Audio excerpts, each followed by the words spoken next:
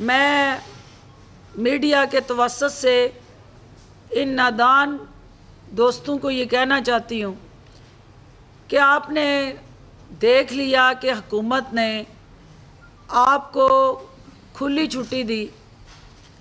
खुली छुट्टी आपको कानून हाथ में लेने के लिए नहीं दी, ना खुली छुट्टी आपको प्राइवेट जत्थे बना के तसादम करके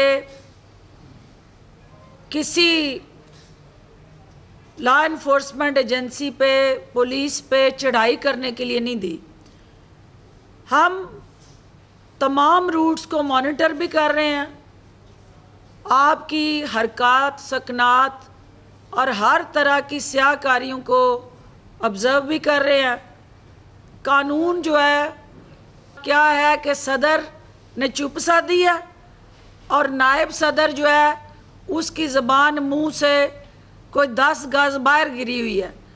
तो ऐसी सूरत हाल में आप समझ गए हैं कि जिस खातून के घर के अफराद उसके बयानिए के साथ ना हों, आवाम को सर्कस लगा के तमाशा दिखाने के लिए मीनार पाकिस्तान को इस्तेमाल करने की जो कोशिश है उसकी हम मज़म्मत करते हैं।